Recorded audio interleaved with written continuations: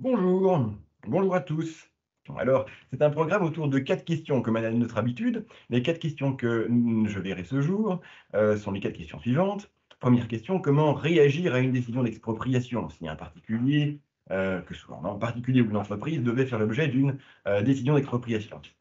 Que vaut votre propriété? Quelles sont les questions pertinentes qui peuvent se poser lorsque, il y a expropriation et que, la question se pose de savoir quelle doit être l'indemnité pour avoir été exproprié? Peut-on demander plus?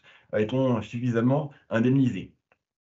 Et puis il y a 2 questions qui concernent plus particulièrement, la question de la dépollution et de la pollution des sols.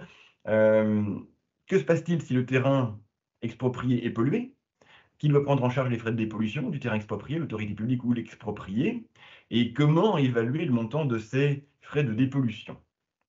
Alors, comme à chaque fois, ces 4 questions sont discutées, présentées au travers d'un exemple fil rouge. Notre exemple fil rouge de ce jour est le suivant.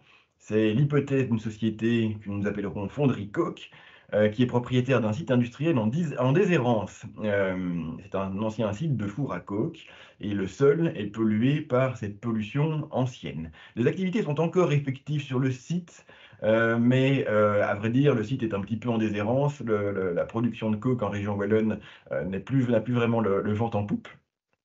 Et donc, finalement, le site est occupé à d'autres petites activités diverses et variées. Tantôt, il y a là du petit artisanat qui a repris place dans les entrepôts. Dans certains entrepôts sont abandonnés. Il y a encore d'autres entrepôts qui sont occupés à des petites activités de stockage. Mais le site ne vit pas bien, n'a plus beaucoup de pertinence économique.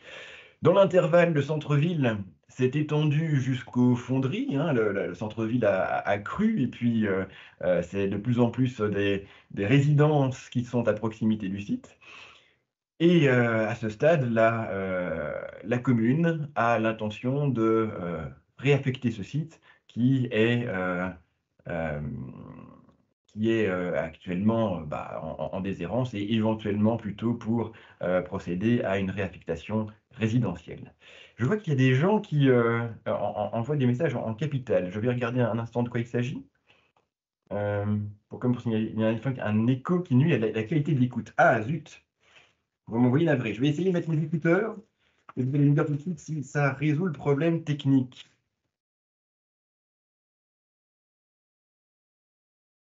Alors, est-ce mieux? Est-ce moins bien? M'entendez-vous mieux? Pause. Attendez. Est-ce que ça fonctionne mieux maintenant? Quelqu'un? Oui, non? Oui, j'imagine qu'on entend mieux. C'est pire. C'est mieux. Ah, Ah, on me dit c'est mieux. Bon, bah, c'est et parfait, on dit: «C'est mieux». c'est parfait. Problème résolu. Merci d'être intervenu. Je poursuis. Comment réagir face à une décision d'expropriation? Alors, ce premier slide pour vous rappeler, le cadre réglementaire très brièvement, même si, c'est la meilleure des, opportunités pour que tout le monde pique du nez. Donc je vais enjamber. Il y a en fait 2 cadres réglementaires distincts à Bruxelles, en Wallonie. Ce qui nous intéresse ici tout particulièrement, ce sera le cadre wallon, tout simplement parce que, la loi à Bruxelles, enfin la loi fédérale, l'ancienne loi fédérale et le cadre applicable à Bruxelles est appelé à changer prochainement. Ça fait déjà plusieurs années qu'on dit que ça va changer prochainement. Ça va pour changer prochainement et donc on va plutôt s'intéresser au nouveau cadre, wallon, qui est tout neuf. Ceci pour vous dire qu'en Wallonie, mais qui est aujourd'hui les pouvoirs expropriants? Qui sont aujourd'hui les pouvoirs expropriants? C'est soit la commune, soit la région wallonne en principe, et dans la majorité des cas, ce sera la commune. La commune est compétente pour les projets qui sont situés exclusivement sur le territoire d'une commune, la région pour tous les projets d'expropriation qui seraient situés sur le territoire de plusieurs communes. La commune est également responsable pour adopter l'arrêté d'expropriation, hem, pour procéder à des expropriations à la demande du CPAS, de la régie communale autonome ou de la fabrique d'églises, le cas échéant. Par exception, la loi fédérale continue à s'appliquer pour les compétences fédérales, bien sûr. Il y a 2 étapes fondamentales dans la procédure wallonne. Il y a une procédure qu'on pourra qualifier d'examen préalable, qui consiste pour l'autorité expropriante ou potentiellement expropriante, puisqu'à ce stade, la décision n'est pas encore prise d'exproprier, d'apprécier un petit peu l'objet de sa convoitise. Il s'agit en quelque sorte de, procéder à un état des lieux de l'immeuble, savoir à peu près quelle est la cible éventuelle, qui pourrait être expropriée pour que déjà peut-être la commune puisse se faire un premier aperçu de ce que ça lui coûterait, de quelles sont les potentialités du site. Et puis aussi, l'objectif de cet examen préalable est d'essayer d'identifier les personnes concernées par l'expropriation. Parce que bien sûr, le propriétaire des lieux, c'est facile à identifier, mais il y a quantité de personnes concernées tierces qui pourraient être concernées par, l'expropriation, dont notamment tous les locataires, sous-locataires, titulaires de baux commerciaux, usufruitiers qui, sans avoir le droit de disposer du fonds, sont intéressés au sort du fonds. Et donc ça permet en quelque sorte, cet examen préalable, de faire un un inventaire de la situation. Et puis après, sur cette base, l'expropriant doit constituer un dossier d'expropriation plus précis, plus complet, qui décrit les motifs qui justifient l'utilité publique, quel est le projet, et qui décrit l'expropriation, quelle sera effectivement l'expropriation, ses contours.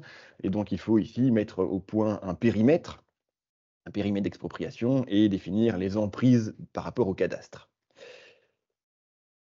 Alors, attendez, zut, mon ascenseur est parti. Cloc, voilà. Et ici, un premier sondage, hem, qui va apparaître sous vos yeux et avec les questions que nous vous proposons. Le propriétaire des parcelles à exproprier a-t-il toujours intérêt à signaler l'identité des personnes intéressées à l'autorité publique? Est-ce qu'il y a des circonstances, d'après vous, où le propriétaire des parcelles devrait, éviter de fournir tous les noms? Doit-il toujours fournir tous les noms? Et non, quelques secondes pour que, chacun puisse éventuellement, donner son avis. Je vois qu'il y a une majorité de oui et effectivement le oui continue encore à grignoter quelques points de pourcentage, pour ceux qui finiraient de voter et effectivement, c'est plutôt, l'intérêt de la partie expropriée, du propriétaire, de signaler l'identité des personnes intéressées, de le faire dès qu'il le peut. Il y a toujours des hypothèses où il y a des petits malins qui se disent: «Off, je ne vais pas signaler l'identité de mon locataire, je vais m'arranger avec mon locataire, je vais virer mon locataire, des lieux et m'arranger avec lui et de ce fait, je pourrais, moi, récupérer la portion de l'indemnité qui est liée à l'expropriation du droit d'usage. En effet, normalement, s'il y a un locataire, lorsqu'il y a expropriation, le locataire a droit à être indemnisé pour la perte de son bail, a droit à être indemnisé pour la perte de l'usage que son contrat de location lui permettait d'obtenir. Et c'est une portion d'indemnité que le propriétaire alors ne peut plus toucher, qui doit être défalquée de son indemnité à lui, puisque quelque part le droit d'usage passait dans une autre main. Et donc il pourrait y avoir une intention de l'exproprié à essayer de récupérer cette indemnité d'usage. Hem, c'est une mauvaise idée. C'est une mauvaise idée parce qu'a posteriori, s'il y a un litige avec le locataire, mais c'est le propriétaire des lieux qui devra indemniser son locataire qui sinon aurait été indemnisé par l'autorité expropriante. Mais bon, donc après il y a toujours, des gens qui sont plus audacieux que d'autres. Un bref mot sur l'instruction de la demande d'expropriation, mais à partir du dossier, d'expropriation, le dossier, monté par la commune part au SPOE, qui en accuse réception par envoi, recommandé. Accusé de réception qui, on le connaît, hein, comme dans la philosophie du CODT, met en œuvre, fait prendre cours à un certain nombre de délais, qui organisent la procédure, au terme duquel, en principe, on est garanti qu'il y aura une décision qui sera prise. Et donc au cours de cette procédure d'instruction, le SPOE prend un certain nombre d'avis de services administratifs, notamment du fonctionnaire délégué local, éventuellement l'ex-fonctionnaire des implantations commerciales, toute personne intéressée, tout service consultatif intéressé, et prend aussi les observations des parties concernées par, par l'expropriation. Un rapport de synthèse est rédigé par le RSPW avec un avis et une proposition de décision. Et comme en matière de permis d'urbanisme, si jamais la commune ne prend pas elle-même la décision d'expropriation, s'il y a une proposition de décision qui a été prise par le SPW, alors à l'échéance du délai de 130 jours, c'est la proposition de décision de la région qui s'impose. Et donc, même si finalement, quelque part, la commune finissait par se désintéresser de son propre projet d'expropriation, ce qui est une hypothèse dans ce cas-ci qui sera plutôt exceptionnelle, mais alors la proposition de SPW devrait prendre le pas. Alors, que faire en cas d'expropriation pour la partie qui est expropriée? A priori, d'abord, pas de panique, il y a une première proposition amiable qui est faite par l'autorité expropriante, c'est obligatoire. L'autorité expropriante doit fournir une proposition amiable d'achat, qui peut être négociée, on peut prendre son temps pour négocier. Si l'autorité publique n'a pas envie d'avancer tellement dans la négociation, elle peut se borner à faire une offre par recommandé avec un prix et l'indication d'un délai dans lequel la partie expropriée doit se prononcer. Si un accord intervient, mais le bien est vendu et l'exproprié renonce définitivement à contester la légalité de l'expropriation. Il ne s'agirait pas de se dire « Ok, je suis d'accord pour le prix, mais sur le principe même, je vais contester encore ultérieurement, je me garde cette cartouche ». Non, quand on accepte, on accepte. Et il n'y a pas de marche arrière. Alors, faut-il accepter cette proposition amiable? En fait, il y a là, pour la partie expropriée, 2 questions à se poser.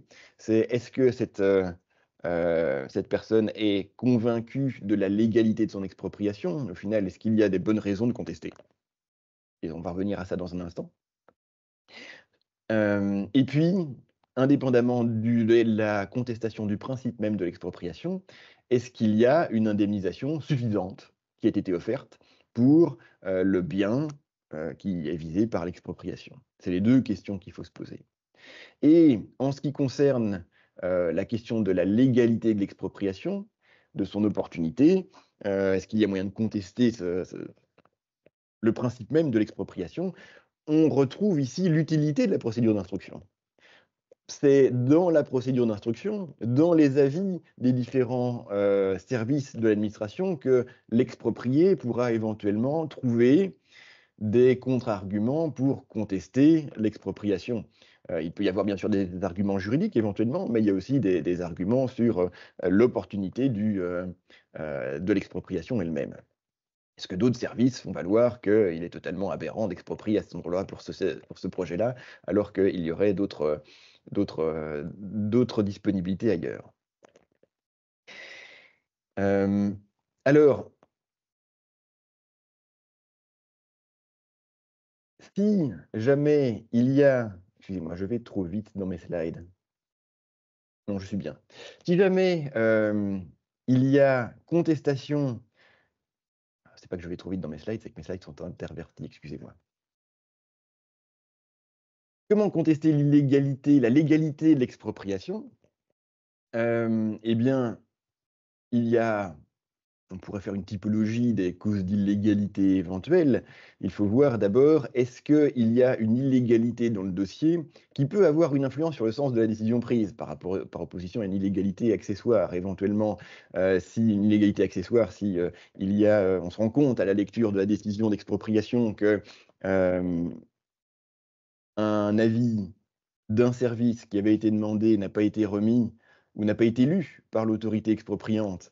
Est-ce que c'est une illégalité? Oui, peut-être. Mais est-ce que cette illégalité a une conséquence sur le sens de la décision d'expropriation? Il faut voir. Si, au final, dans l'avis qui a été omis, quand on le retrouve, les seules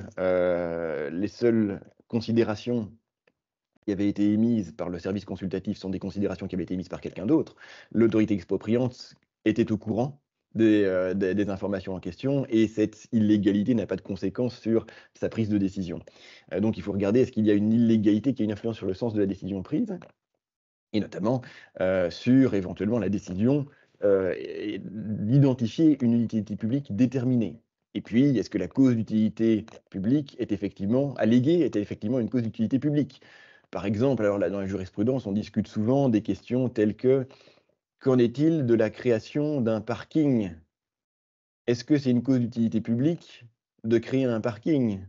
Et alors, selon les cas, la jurisprudence peut vous dire, bah, ça dépend. Est-ce que c'est un parking public, pour le public?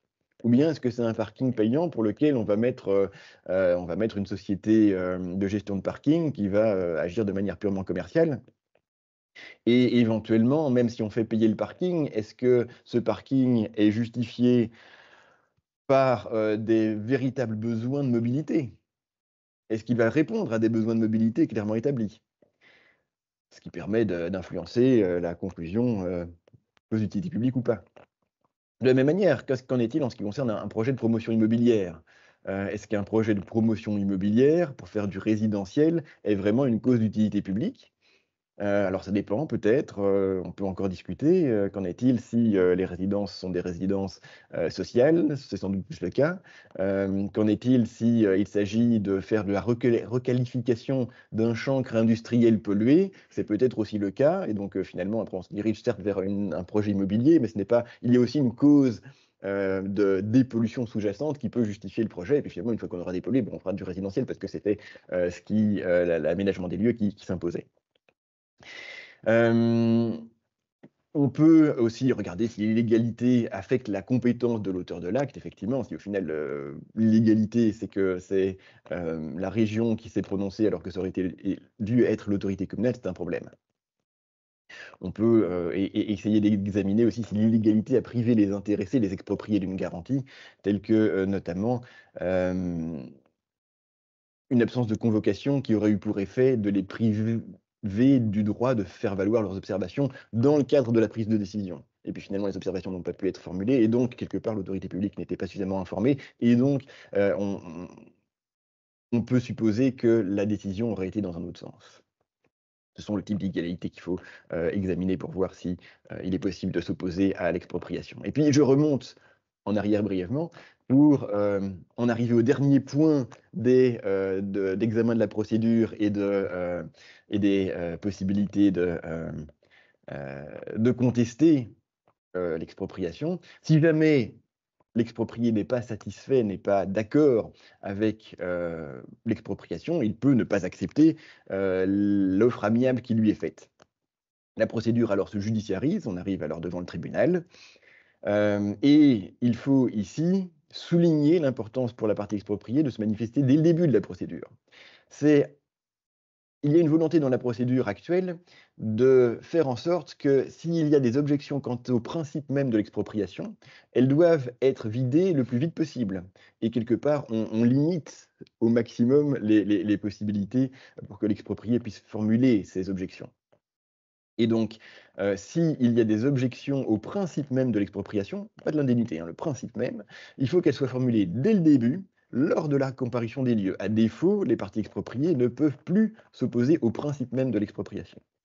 Et dans le même ordre d'esprit, une fois que cette première décision est prise par le tribunal, parce que le tribunal se prononce toujours 2 fois, un premier jugement pour se prononcer sur le principe même de l'expropriation, et puis un deuxième jugement pour se prononcer sur le montant exact de l'indemnité. En ce qui concerne ce premier jugement, il y a une possibilité de faire appel sous 15 jours. Si vous ne faites pas appel sur les 15 jours, c'est trop tard et donc vous ne pouvez pas attendre le deuxième jugement, sur l'indemnité pour en plus contester le montant de l'indemnité. Et dans ce deuxième temps, le tribunal, entend les débats sur le montant définitif de l'indemnité d'expropriation. Il y a une indemnité provisionnelle qui est fournie avec le premier jugement. C'est une indemnité de base minimale, qu'il faut verser immédiatement à la partie expropriée, indépendamment des débats qui auront lieu plus tard. La question du montant final de l'indemnité peut revenir à plusieurs reprises. Ensuite, en appel, on peut continuer, plus largement à discuter et l'appel du second jugement, est un appel normal, dans le délai d'1 mois, tel que prévu par le code judiciaire. Bref. Deuxième, section, que vaut votre propriété? Comment évaluer le montant de la compensation pour l'expropriation? Alors, bah, la réponse de principe, est dans les textes les plus fondamentaux, du droit belge, à savoir la Constitution, mais aussi même dans la Convention européenne des droits de l'homme, on retrouve ce principe que le particulier doit voir sa propriété protégée contre les interventions de l'autorité publique. Et si l'autorité publique peut avoir intérêt à exproprier, il faut que ce soit contre juste et préalable indemnité. L'indemnité doit correspondre au montant à payer en vue d'acquérir un immeuble ayant la même valeur. En fait, c'est une indemnité qui, en quelque sorte, doit remplacer la valeur qu'avait l'immeuble dans le patrimoine de la partie expropriée. Et il faut qu'elle comprenne tous les dommages subis aussi par l'exproprié, les dommages accessoires. Et alors, la doctrine et la jurisprudence s'attachent à faire une typologie qui est un petit peu, enfin, qui est résumée sur la slide qui est devant vous, avec ce monsieur à la cigarette qui est en fait Jacques Prévert, parce que c'est finalement un inventaire à la Prévert. Je vais revenir dans un instant à la question de la typologie.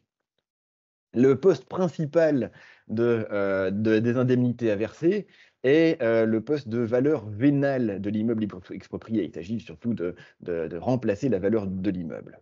Alors, qu'est-ce que la valeur vénale?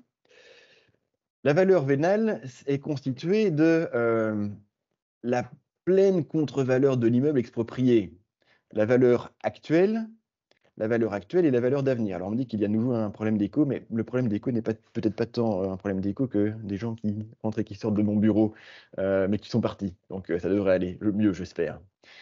La valeur vénale est la pleine contre-valeur de l'immeuble exproprié et constitue la valeur actuelle et la valeur éventuelle d'avenir. Je vais y arriver dans un instant. Ensemble, c'est le prix de valeur vénale. Alors, un sondage sur ce point, le projet d'utilité publique, si dans notre hypothèse, le projet d'utilité publique permet, dans une hypothèse, la construction d'une ligne de tram qui désenclave l'ensemble du quartier dont le foncier augmente à près de 15%, l'exproprié peut-il se prévaloir de ce projet pour solliciter une indemnité majorée qui résulte du projet?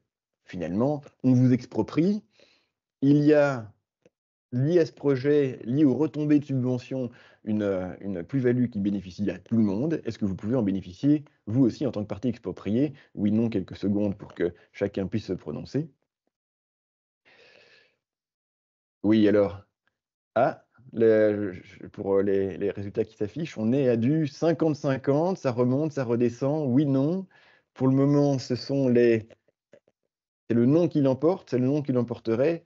Eh bien, il semblerait que ce soit effectivement... Ah non, le oui le remonte, donc on est à 50-50. Je vais clôturer ici les votes. Mais donc 50-50 auprès du public, sans doute causé par le fait que ma question était un petit peu orientée. Dans ma question, j'indiquais que tout le monde allait pouvoir bénéficier des retombées du projet. C'est vrai, tout le monde, sauf la partie expropriée. C'est une constance dans la jurisprudence. La partie expropriée ne peut pas se prévaloir de la plus-value qui résulte de l'injection des subventions à l'occasion de la réalisation du projet d'utilité publique. Typiquement, dans notre exemple avec le tram, tant pis pour l'exproprié.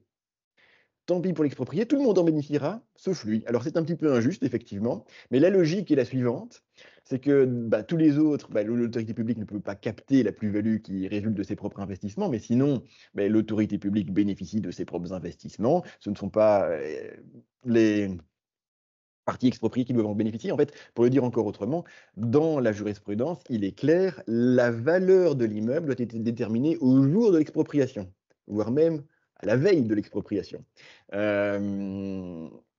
Et donc, c'est la valeur que le marché aurait offert pour le bien exproprié la veille de l'expropriation qui doit être appréciée, évaluée pour essayer de déterminer quelle est l'indemnité à laquelle l'exproprié a droit. C'est une constante. Alors, comment déterminer la valeur actuelle de l'immeuble pour calculer l'indemnité? Il y a plusieurs méthodes. La valeur la plus habituelle, la plus usuelle, la plus pratique, la plus commode, la plus concrète est sans doute celle des points de comparaison. L'idée est que l'expert désigné par le tribunal doit essayer d'identifier des ventes récentes pour des immeubles semblables. Et quand on dit semblable, c'est idéalement semblable pour tout ce qui peut être pertinent. Alors ça doit être des ventes récentes, pas des ventes d'il y a 25 ans, pour un immeuble situé dans la même zone, qui remplit les mêmes fonctions, qui a un même style, qui est dans le même état, qui présente à peu près la même surface. Et une fois que l'expert a réussi à se constituer une petite base de données de points de comparaison pertinents, éventuellement, on corrige en essayant de déterminer les caractéristiques résiduaires divergentes. Mais ça, on essaie, c'est la portion congrue de l'analyse, hein. Idéalement, on essaie d'agir de manière statistique à partir de points de comparaison pertinents. Et les caractéristiques résiduaires exceptionnelles divergentes qu'on ne peut pas vraiment filtrer au stade des points de comparaison, ce qui dépend toujours de la quantité de points de comparaison qu'on peut trouver, mais on les corrige un petit peu au doigt mouillé et éventuellement on en discute devant le juge. Typiquement, si un point de comparaison a des grandes baies vitrées et que ça affecte beaucoup la valeur qui pourrait avoir été attribuée au point de comparaison, bah, il faudra éventuellement prévoir une décote dans la prise en compte de ce point de comparaison. Et il y a une moyenne qui est faite pour essayer d'établir après la valeur au mètre carré du bien exproprié. Il y a des méthodes alternatives qui sont parfois utilisées par les experts. Toutes ces méthodes alternatives sont sans doute un peu plus aléatoires, elles sont plus subsidiaires quand il n'y aurait pas éventuellement de points de comparaison pertinents. Il est important dans le cadre des débats devant le tribunal que tous les points de comparaison soient connus et puis c'est de discuter justement, parce que parfois vous avez tout d'un coup l'un ou l'autre point de comparaison, quand vous avez 15 points de comparaison et qu'il y en a 3 ou 4 qui tirent très fort la statistique vers le haut ou vers le bas, on discute beaucoup ces points de comparaison, est-ce qu'ils étaient vraiment pertinents, est-ce qu'il faut les sortir ou les garder dans l'échantillon des points de comparaison pour déterminer le prix de l'immeuble exproprié. Si jamais on devait se rendre compte qu'il n'y a pas suffisamment de points de comparaison pertinents, à ce moment-là, il n'y a plus que les méthodes alternatives subsidiaires. La méthode du rendement, on essaie de déterminer si c'était un immeuble qui produisait quelque chose, par exemple des loyers, quelle aurait été sa valeur de rendement. Bon, la méthode de l'unité est moins pertinente pour l'expropriation d'immeubles, mais pourrait éventuellement être plus pertinente pour l'expropriation de valeurs, telles que des valeurs mobilières, des actions, qui elles-mêmes permettent après d'acquérir une entreprise, enfin, qui sont la contrepartie de la représentation de l'acquisition d'une entreprise. Il y a aussi la valeur de reconstruction qui est parfois considérée. Qu'est-ce qu'il aurait fallu payer pour reconstruire cet immeuble? Et éventuellement, après, on même applique un coefficient de vétusté, mais il y a aussi pas mal d'aléas sur le coefficient de vétusté. Et puis, il y a le coût historique, c'est quelle était la valeur d'acquisition de cet immeuble-ci, ou quelle était sa dernière valeur d'acquisition, et puis on essaye d'indexer et de corriger de la sorte. À supposer qu'il n'y ait pas de transformation qui ait eu lieu dans l'intervalle, etc., etc. Qu'est-ce que la valeur d'avenir? Et a-t-on droit aussi à une valeur d'avenir? La valeur d'avenir est définie comme la plus-value qui résulte d'événements futurs et avantageux dont la réalisation se présente avec assez de probabilité pour les amateurs en tenant de manière telle que les amateurs en tiennent compte au moment de la vente. Je vais y arriver, excusez-moi. L'idée type, c'est j'ai un terrain éventuellement en zone constructible, mon terrain dont vous m'expropriez devrait se voir octroyer une indemnité parce que je pourrais obtenir un permis. Le permis que je pourrais obtenir justifie qu'il y ait un supplément, en plus de la valeur actuelle, qui reflète la valeur que mon bien prendra à l'avenir. La valeur d'avenir, c'est cet argument, quels sont les projets que pourraient nourrir le bien exproprié et quelle est la plus-value que ces projets pourraient apporter au bien exproprié et faut-il que ces projets donnent lieu à une indemnisation supplémentaire? Généralement, la réponse est non. Pourquoi? Parce que tous les biens ont toujours une valeur d'avenir. Tous les propriétaires d'immeubles peuvent toujours nourrir un projet pour leur immeuble, en sorte que les points de comparaison sélectionnés reflétaient déjà eux-mêmes sans doute une valeur d'avenir pour ceux qui en faisaient l'acquisition au moment de la vente, qui a permis de déterminer le prix du point de comparaison. Mais par exception, on considère que la valeur d'avenir peut être indemnisée, puis il peut y avoir un supplément, un reliquat, un supplément à la valeur actuelle, si le bien présente une caractéristique remarquable qui le distingue des biens recensés au titre de point de comparaison, et en raison de développements futurs qui sont probables. Et donc typiquement dans mon exemple avec le permis, il ne suffit pas simplement de dire que le bien exproprié pourrait bénéficier d'un permis à l'avenir. C'est généralement le cas pour bien des terrains expropriés qui sont en zone résidentielle et pourraient peut-être bénéficier d'un permis à l'avenir. Mais par contre, il y a déjà sans doute un peu plus une valeur d'avenir si le terrain exproprié a déjà bénéficié d'un permis qui n'a pas été encore mis en œuvre. Mais en tout cas, l'autorisation administrative, elle est claire, elle a été obtenue. Là, on peut éventuellement donner un supplément de valeur d'avenir aux biens expropriés si tous les autres points de comparaison sont des points de comparaison qui ont été adoptés, enfin qui ont été sélectionnés pour, et qui portent sur des biens qui sont des biens constructibles, mais pour lesquels il n'y a pas de permis. Alors, question supplémentaire. Ah bah ça, c'est la question en fait, que nous avons vue par le sondage et donc je ne vais pas y revenir. Est-ce qu'on peut intégrer dans l'indemnité la plus-value engendrée par le projet public? Ce n'est pas la peine d'y revenir. Nous sommes dans le sondage. Alors, pour ce qui est des indemnités, un bref aperçu des différentes indemnités disponibles, qui relèvent de mon inventaire à la Prévert. Les frais de remploi sont toujours inclus dans l'indemnité, c'est-à-dire tous les frais qui sont liés aux droits d'enregistrement, aux frais d'inscription hypothécaire, aux frais notariés, etc. Ils représentent 17% de la valeur vénale. Donc ça, pour le coup, c'est toujours, ça c'est arithmétique, tout le monde est d'accord pour dire qu'on a droit à un supplément de valeur vénale qui représente les frais de remploi. Il y a les intérêts d'attente qui peuvent être réclamés par la partie expropriée, qui compensent le préjudice résultant de l'improductivité de l'indemnité d'expropriation avant son nouvel emploi. Ben oui, on reçoit. L'idée, c'est que l'indemnisation permet à l'exproprié d'acquérir un nouveau bien, mais il va y avoir un temps durant lequel cette indemnité va être sur son compte. Et cette indemnité, avant son remploi, enfin cette période d'attente, en quelque sorte, pardon, donne lieu à une indemnité qui sont les intérêts d'attente.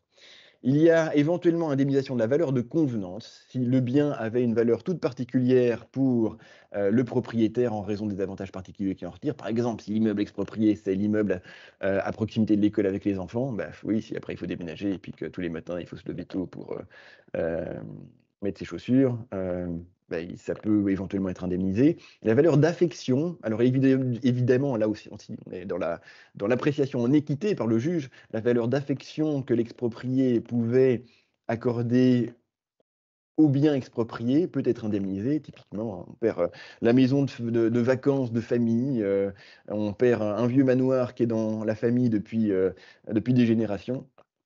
Ça peut être exproprié, là pour le coup, c'est plus de l'expropriation au doigt mouillé, ex aequo et bono. L'indemnisation de la perte professionnelle peut être indemnisée, et c'est là qu'on retrouve l'intérêt éventuellement d'avoir déclaré plus tôt qu'il y avait des occupants. Parce que si ces occupants sont, comme dans mon exemple, des petits artisans qui avaient un bail commercial, ben, ils peuvent être indemnisés, bien sûr. Et donc, il faut ici indemniser la perte de chiffre d'affaires, donc éventuellement le fait que l'occupant doit trouver un nouveau bail. S'il y a une majoration de son loyer, lorsqu'il trouve un nouveau bail, ben, il faut indemniser la majoration du loyer. Il faut indemniser la perte de chiffre d'affaires pendant la fermeture temporaire. Si c'était un emplacement exceptionnel qui est unique, là pour le coup, on se retrouve un petit peu dans l'idée de l'identification des bons points de comparaison, mais dans leur aspect productif. La perte d'un accessoire particulièrement important, tel que des parkings visiteurs, des parkings livreurs, des parkings clientèle, qui impacteront ensuite le chiffre d'affaires de celui qui doit déménager. Tout ça peut être pris en considération. Et puis, on peut aussi prendre en considération les frais de déménagement, les intérêts compensatoires qui courent depuis le transfert de la propriété jusqu'au moment de la fixation définitive de l'indemnité. Ben, entre l'expropriation et la fixation définitive de l'indemnité, on a droit aussi à une indemnisation. Et puis, on a bien sûr droit aussi à une indemnisation des frais de conseil technique s'ils sont nécessaires à la défense du dossier. Donc, il faut généralement que l'indemnisé ait réussi à démontrer son point de vue. Si vous exposez des frais de conseil technique, mais qu'au final, c'est la partie expropriante qui avait raison depuis le départ, eh bien, il ne doit plus y avoir d'indemnisation que de ce qui... bah, il ne doit pas y avoir d'indemnisation des frais de conseil technique, excusez-moi, j'y arrive comme ça. Alors, Nous en arrivons à la troisième question sur la question des frais de dépollution et de l'indemnisation des frais de dépollution. Qui doit prendre en charge les frais de dépollution du terrain exproprié, l'autorité publique ou l'exproprié? Alors, en ce qui concerne les enjeux, il s'agit en fait de déterminer est-ce que la pollution constitue une moins-value pour le site, en sorte qu'elle entraîne une baisse de la qualité du bien exproprié, en sorte qu'elle entraîne une baisse de l'indemnité, ou bien est-ce que la dépollution est une décision de l'autorité publique qui doit seule en assumer les conséquences? C'est vraiment, est-ce que finalement le terrain était déjà affecté d'un défaut tel que, il faut considérer qu'il avait moins de valeur dans le chef de la partie expropriée, en sorte qu'elle va être moins indemnisée? Ou bien est-ce que malgré la dépollution, la partie expropriée aurait pu encore, profiter pleinement de son terrain, aurait pu pleinement être rémunérée par le marché si elle l'avait vendu à un marché à un particulier? Alors, un bref mot sur les principes de la dépollution. Il y a, comme vous le savez sans doute, comme vous le savez peut-être, en matière de pollution, dépollution, obligation de dépollution, différentes, valeurs qui sont exprimées, dans, la réglementation, différentes valeurs seuils,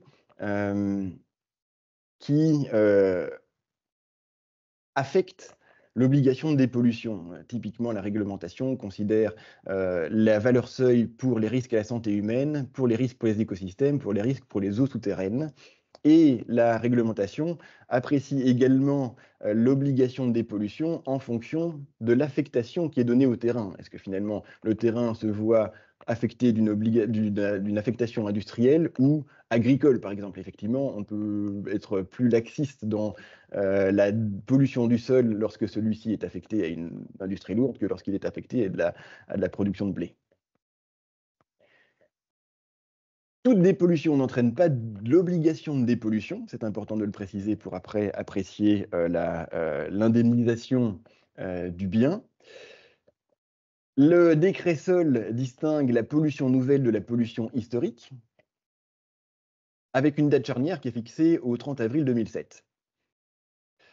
Une pollution nouvelle doit en principe donner lieu à dépollution dès lors que les valeurs seuil sont dépassées pour au moins un des paramètres analysés. L'obligation est stricte. À partir de 2007, les propriétaires doivent faire attention à ce que leur terrain ne soit plus pollué. Fut une époque, au cours du XXe siècle, on a beaucoup pollué, sans vraiment se soucier des sols. Une nouvelle rigueur a été instituée en 2007, et à partir de là, tout dépassement des valeurs seuil doit donner lieu à une dépollution, pour les pollutions nouvelles.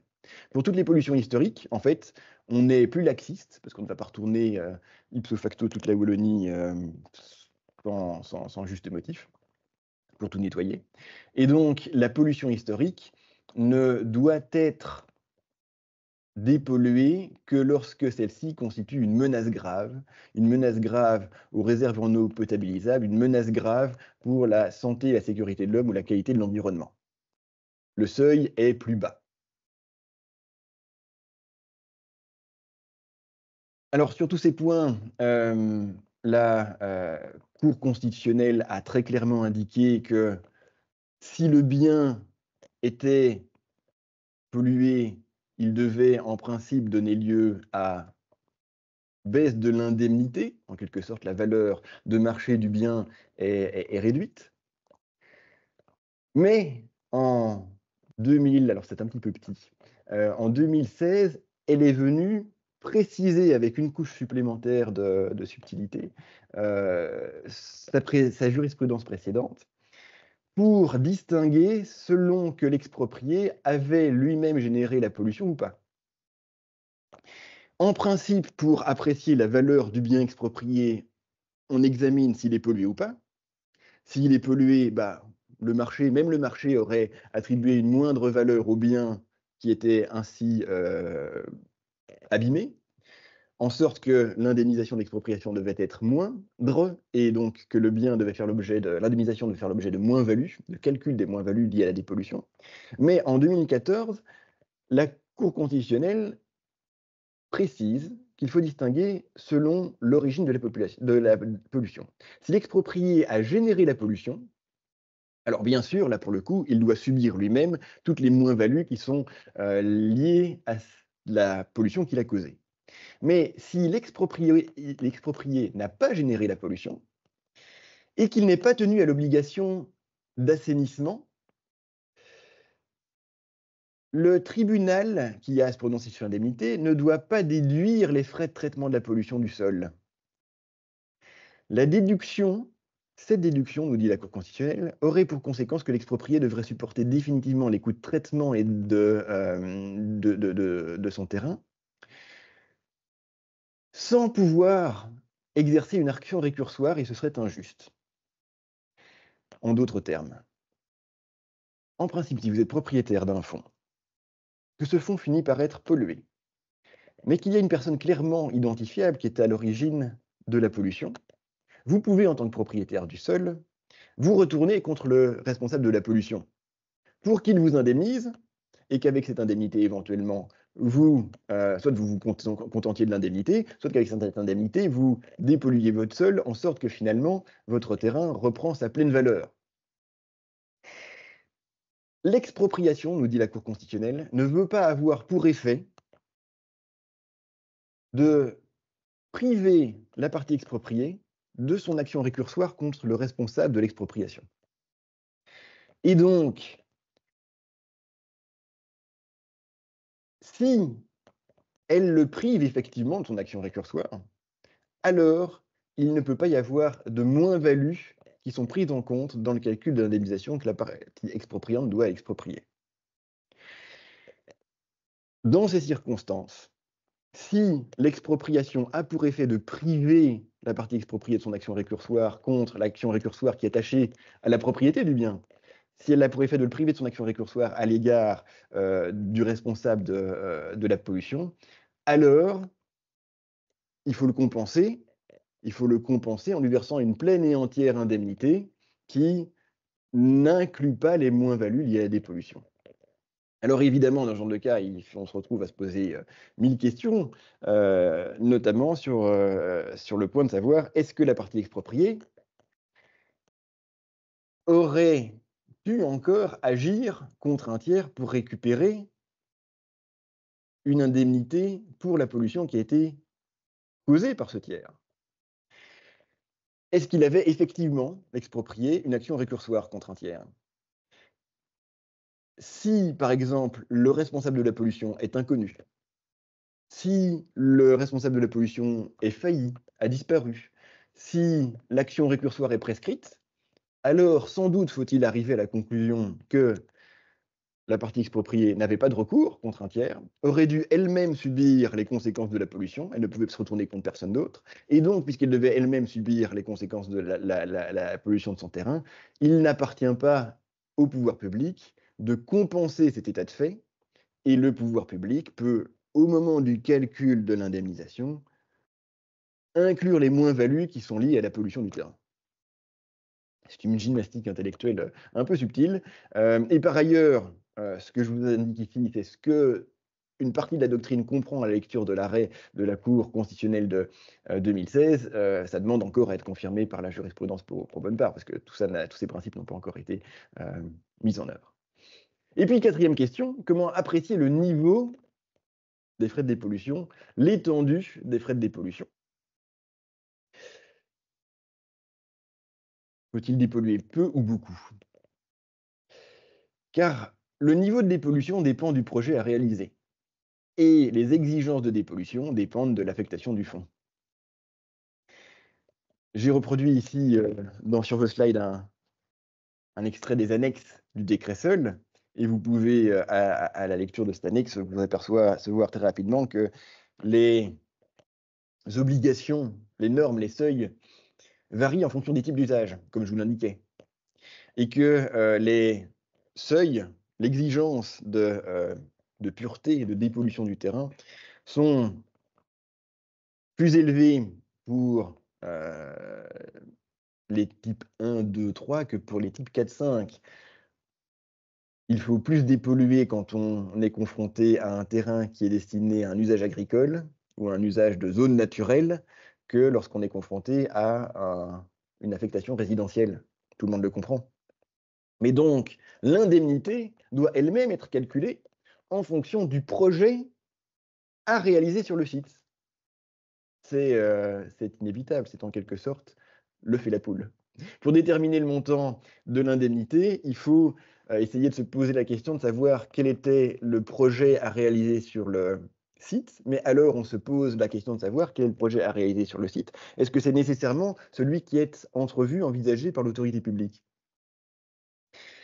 Parce que si on se fixe sur la question de savoir quel est le projet identifié par l'autorité publique, alors au final, l'autorité publique peut exproprier et en quelque sorte évincer l'exproprié d'une partie de la valeur de son patrimoine, puisque celui-ci se retrouve à devoir subir les moins-values liées à la dépollution pour un projet qui sera éventuellement très ambitieux en termes de dépollution, alors même que l'exproprié aurait pu peut-être réussir à revendre son bien à un tiers au marché qui aurait poursuivi d'autres projets que le projet envisagé par l'autorité publique. Et donc au final, pour essayer de déterminer quelle est la partie des moins-values qui doit être supportée par l'exproprié, il faut se poser la question, non pas de savoir quel est le projet qui est réalisé par l'autorité publique, mais quel est le projet qui aurait pu être réalisé par le marché, si le marché s'était intéressé aux biens expropriés. Et ceci suppose alors, enfin je crois, donc là aussi on est un petit peu aux frontières du droit, donc c'est de la spéculation raisonnée, mais je pense qu'il faut alors se poser la question de savoir quelle aurait été l'affectation que le marché aurait pu donner au site au regard de ce qu'il aurait anticipé comme étant l'affectation que l'autorité publique aurait autorisée à l'occasion de l'octroi d'un permis. C'est pour ça que c'est un petit peu le fait la poule, parce que le marché aurait pu très bien lui-même considérer que l'autorité publique se serait montrée plus ou moins bienveillante à l'égard d'une demande de permis plutôt que d'une autre. Et ceci m'amène à revenir à notre exemple fil rouge. Dans mon exemple, on a un site industriel qui est en déshérence. Il ne produit plus grand-chose. Qu'aurait été le projet? Quel aurait été le projet qui aurait été financé par un éventuel rachat par le marché? Un rachat du site par le marché. Si c'est un rachat industriel, si on peut déterminer, c'est-à-dire si on arrive à démontrer que quelque part le marché aurait financé un projet industriel, faire financer le rachat du site pour y relancer un projet industriel ou pour y poursuivre un projet industriel, alors l'obligation de dépollution qui doit donner lieu à des moins-values dans le calcul de l'indemnité d'expropriation doit être limitée à l'obligation de dépollution afférente à une affectation industrielle. Mais si le marché avait par anticipation compris que, au final, sur ce site, plus aucun projet industriel n'aurait pu prendre place, même si historiquement c'était un site industriel, le bon aménagement des lieux aurait amené l'autorité publique à ne plus jamais autoriser des permis d'environnement sur le site, ou en tout cas uniquement des permis d'environnement très limités. Alors, vraisemblablement, le marché, par anticipation, aurait nourri un autre projet, éventuellement un projet résidentiel, en sorte telle que c'est une obligation de dépollution supérieure qui aurait dû être supportée même par le marché. En sorte telle que le marché aurait lui-même offert simplement un prix minoré pour le bien exproprié, en sorte telle que l'indemnité d'expropriation aurait dû être réduite en conséquence. C'est une gymnastique intellectuelle, hein. On est vraiment en train d'essayer de mettre bout à bout les hypothèses, mais c'est typiquement le genre de question que dans un cas concret, il faut se poser. Et puis, bien sûr, au stade du calcul de l'indemnité, peuvent aussi être déduites les frais des études nécessaires, les études notamment de dépollution nécessaires à la dépollution du site lorsque cette dépollution est en jeu. Voilà, c'est ce que nous voulions vous présenter pour aujourd'hui. C'était en tout cas les pistes de réflexion que nous voulions vous présenter pour aujourd'hui en matière d'expropriation. Je vous remercie de votre attention. Si vous voulez retrouver des références supplémentaires, notre site internet essaye de proposer un certain nombre de résumés, de fournir une présentation un petit peu pédagogique de la situation, qui a été résumée ici dans ces slides, qui vous seront communiqués par email dans les prochaines heures, dans les prochains jours. Espace publication, espace promotion, pardon. La prochaine formation Year Legal. Si vous voulez en savoir plus sur d'autres sujets juridiques, si vous voulez à nouveau prendre votre petit déjeuner en notre compagnie prochainement, le 24 mai, nous avons une séance sur la protection du consommateur liée au numérique. Et le 26 avril, nous avons une séance sur l'architecte, sa responsabilité avant le lancement du chantier. N'hésitez pas à vous inscrire pour l'un et pour l'autre, comme ce matin. Vous êtes les bienvenus et c'est gratuit. Voilà, si vous avez des questions, nous sommes à votre disposition, que ce soit dans le chat ou dans l'espace vocal. N'hésitez pas, nous allons encore rester à votre disposition pendant les 5 prochaines minutes.